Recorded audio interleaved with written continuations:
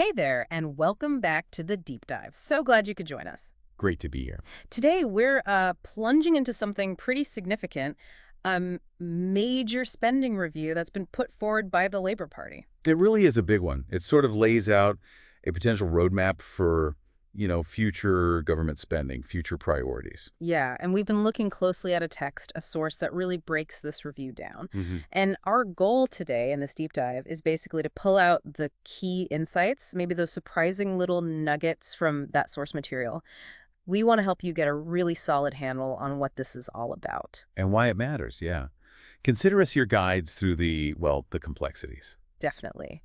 And the source makes it clear the details are pretty striking right from the start. Oh, absolutely. Yeah. I mean, the first thing that just jumps out from the material we looked at is the sheer scale of it all. It really does. That headline figure alone kind of grabs you, doesn't it? A commitment to channel, what, 100 billion? 100 billion pounds, yeah, into investment over the next 5 years. Yeah. It's a huge number. Huge. But, as the text points out, it's not just the number that's significant here. The source highlights something more fundamental changing. That's right. It's presented in the material as a real shift in approach.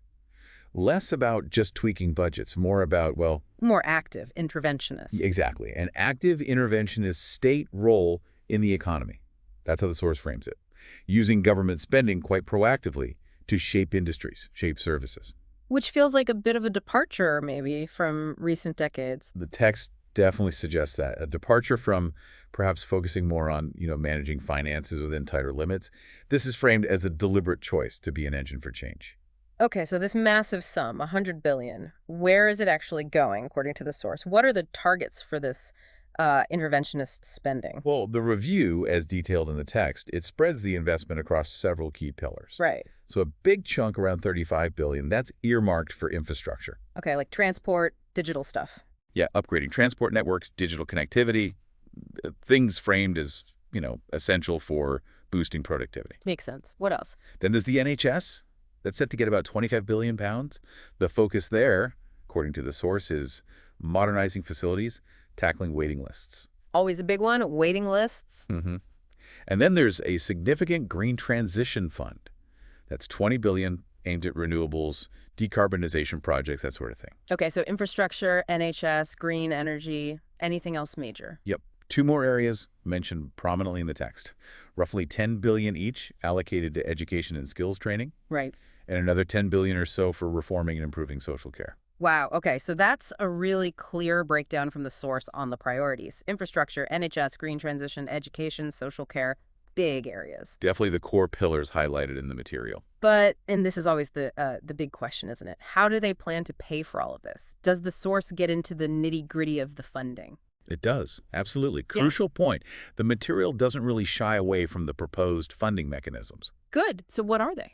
Well, the primary methods described in the source include closing what are termed specific tax loopholes. Ah, loopholes. Always sounds promising. Well, the estimate mentioned is that this could generate significant revenue, basically making sure certain income or activities are taxed more, effectively. Okay, loophole closing. What else? There's also talk of implementing a windfall tax. On excess profits, like energy companies, maybe? Potentially, yeah. Targeting excess profits of large companies. The text notes there's some debate around the sort of long-term feasibility of that, but it's mentioned. Right. And anything else on the tax front? And finally, the source discusses a shift towards more progressive income tax structure. Meaning higher earners pay more.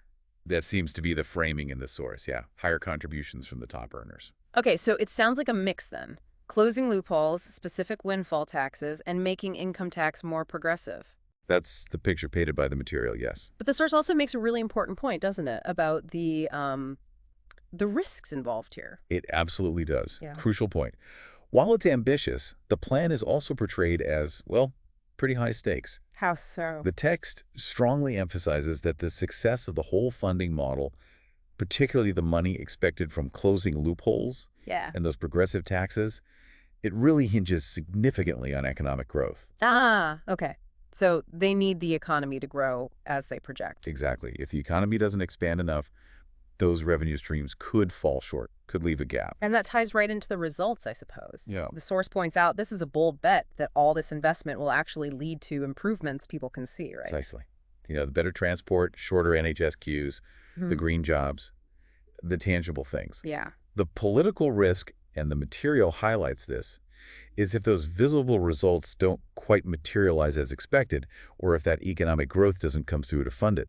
Then the whole plan could face, well, significant challenges, maybe political fallout. It's framed very much like that in the text, almost like a tightrope walk between this ambitious vision and the actual delivery. Okay, right. So let's just zoom back out for a second. What we've really explored here, drawing from this source material, is that this spending review, it's presented as much more than just numbers on a page. Definitely. It's framed as a really bold vision, using the state much more actively to try to reshape the economy. We've seen the big investment areas. The source highlights infrastructure, NHS, green energy, education, social care. Mm-hmm. And the ways they propose funding it. Closing those loopholes, the windfall tax idea, more progressive income tax. And the stakes, as the material lays out pretty clearly, seem incredibly high.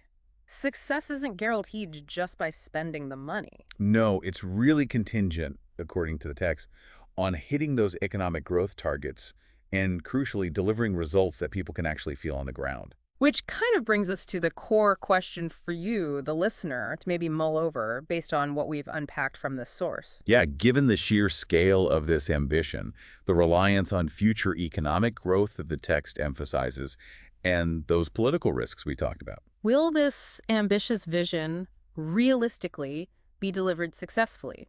Or, as the source implies, are there perhaps significant challenges just waiting around the corner? It certainly gives you a lot to think about, doesn't it? Based on what's in this material. It really does. Well, thank you so much for joining us for this deep dive today. My pleasure. Always interesting to dig into these things. And thank you for listening. We hope this helped you feel a bit more informed. Catch you next time.